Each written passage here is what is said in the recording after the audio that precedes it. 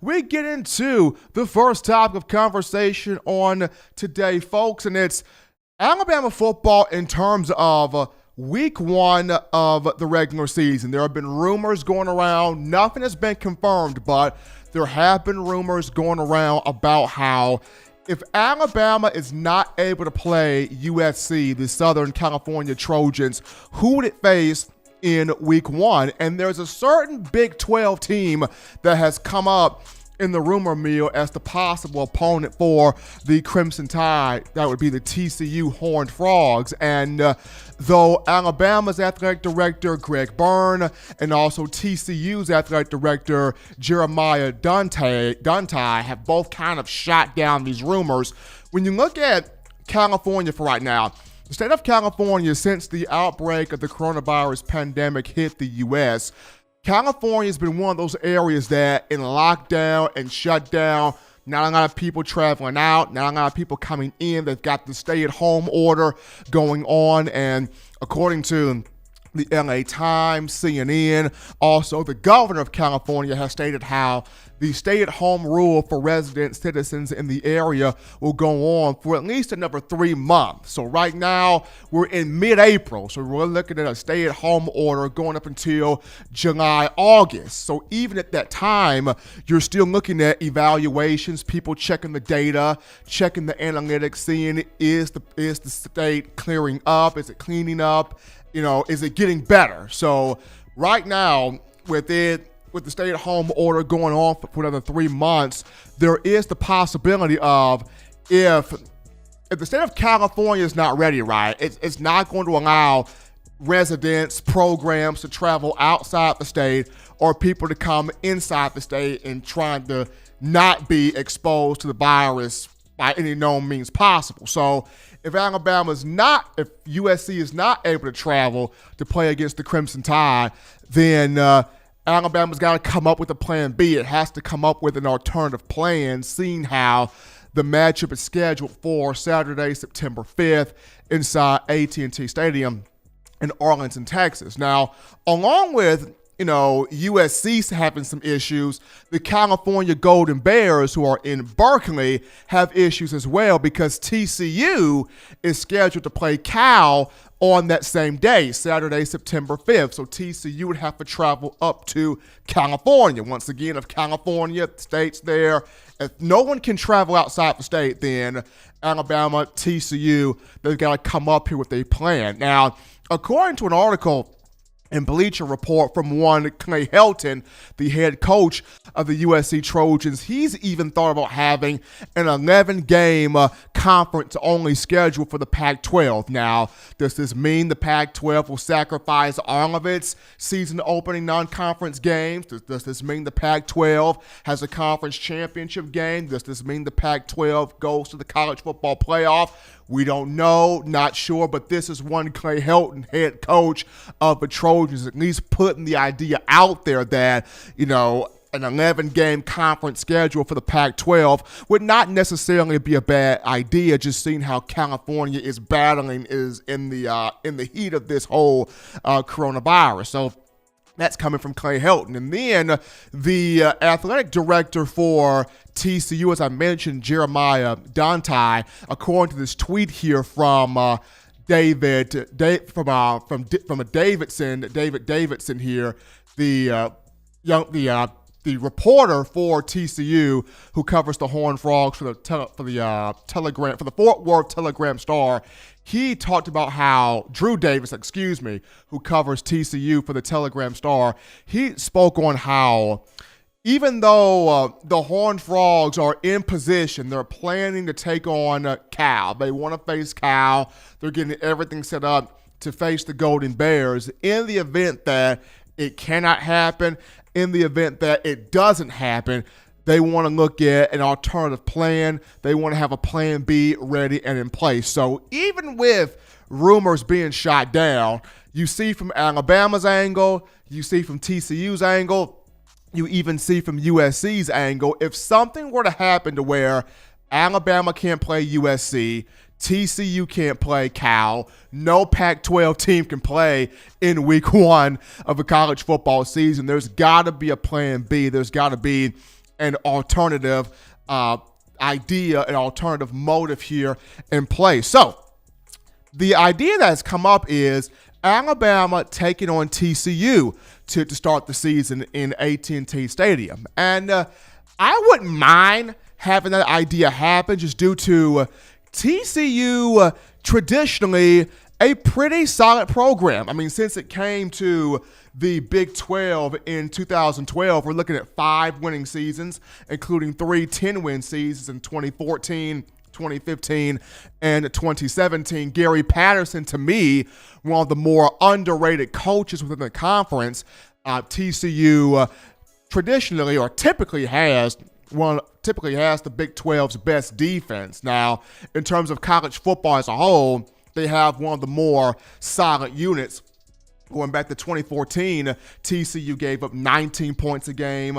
2015 was a little bit more than that, 27 points per game, but the Horned Frogs were kind of a bend but don't break unit that season, still had a 10-win year, and then 2017 went back down to giving up 19 points a game. Now, of course, last season, it was rough for the Horned Frogs. They finished at 5-7, giving up 26.4 points per game, but since being in the Big 12, last season was probably one of the few really tough seasons for the other team in the conference. So typically what Coach Saban likes to do here is Coach Saban loves to start week 1 of the college football season with a tough opponent, with the marquee team, in trying to gauge where are we, where is Alabama in relation to the ultimate goal, which is winning a national championship? Where are we stacking up with the rest of college football? And ever since 2008,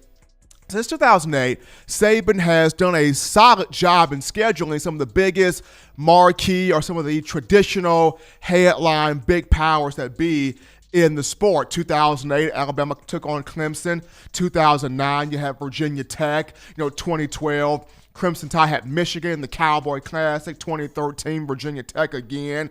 2014, West Virginia. 2015, those Wisconsin Badgers.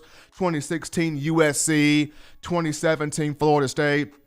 And 2018 in terms of Louisville. So only 3 years where it really didn't take on a power program. 2010, Alabama had San Jose State. 2011, it opened up the season with Kent State, Coach Saban's alma mater. 2019, it opened up the season with Duke. Now, Duke is a little bit on a higher scale than a San Jose State or a Kent State, but still, nobody is in ultimate fear taking on Duke. So 75% of the time since 2008, Alabama has taken on a marquee opponent to start the respective regular season. And the one thing Saban does not want to have happen is first game off the rip, boom, you're taking on Georgia. That's the last thing Coach Saban wants to have happen.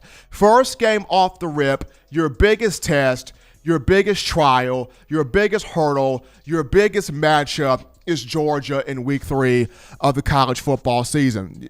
Saban definitely does not want that happening. So to negate that from happening, you're going to have to pin down or pinpoint out a team that is a quality matchup, is a solid matchup, is a sound matchup to give your offense a look, to give your defense a look prior to facing the Bulldogs. And just going back here to TCU, TCU would give that look. I mean, like I said, defensively, typically one of the better defenses in the Big 12. It would be a group that could give, Mac Jones a look and how they would play him, whether they would blitz him, whether they would drop 8 back in the coverage, force them to read the coverages. It'll be a good look for, Alabama's offensive line going up against a defensive front that would play physical, that would play fast, that would play sound. It would also be a good test for, Alabama's defense. TCU typically keeps some good offensive talent, some potent offensive players. So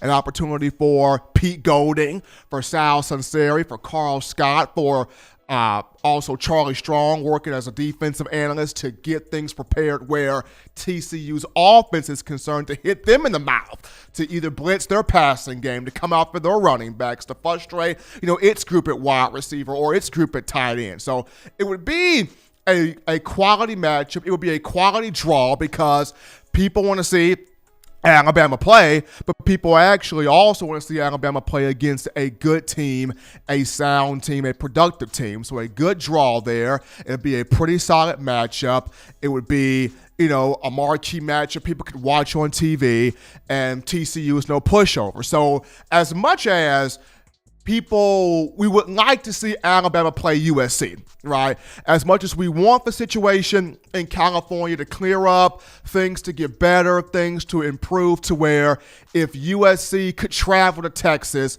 USC travels to Texas, Alabama takes on the Trojans, neutral site game, because USC's got talent. Keaton Slovis, the quarterback, freshman year last season, he was a 3,000-yard passer. He's back as a sophomore. They've got wide receivers, including Amnon Ray St. Brown, who's taken over from Michael Pittman Jr., who got drafted. They've got some defensive players as well. So USC's got talent. Is it the same Trojan team from the early 2000s with Pete Carroll? No, but that program still has some heavy hitters on both sides of the ball. So while we would like to see USC, of course, Greg Byrne would like to play USC. USC's athletic director, Mike Bond, would like to see SC take on Alabama. If things are not cleared up in California, once again, we got from now till July, August to look at the data, look at the analytics, see how are things improving. Will the stay-at-home order lift for the state so people can travel out, people can travel in? But if nothing improves, if nothing changes, there's got to be an alternative plan. There's got to be a plan B. So Alabama TCU would be pretty interesting there. But as we go to our first break here on In My Own Words, the podcast, don't touch that dial, just getting you started here on a Wednesday. Upon our return, we entertain your thoughts, your questions, your texts, your phone calls. Who would you as a Bama fan like to see the Crimson Tide play week 1 if it can't get USC? We'll touch it up right after this.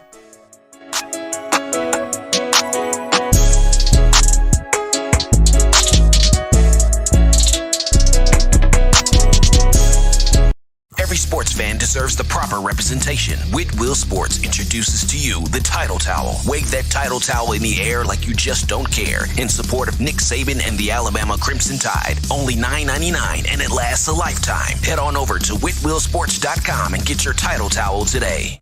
Touchdown Alabama Magazine is Alabama football's premier publication. A subscription to Touchdown Alabama Magazine is the perfect gift for any Alabama fan. For exclusive news and information, recruiting updates, a free annual print magazine, and more, go to touchdownalabama.com and click join. Only $5.95 per month or pay $49.95 for a full year subscription. That's a saving of almost $22. Make sure to subscribe before it's too late and get our new freshly printed end of the year magazine issue. Go to touchdownalabama.com today and roll Tide. Thank you for watching Touchdown Alabama Magazine's YouTube channel. To continue to get the best in Alabama football content, subscribe here and turn on your notifications to stay connected with the hottest shows covering your Crimson Tide.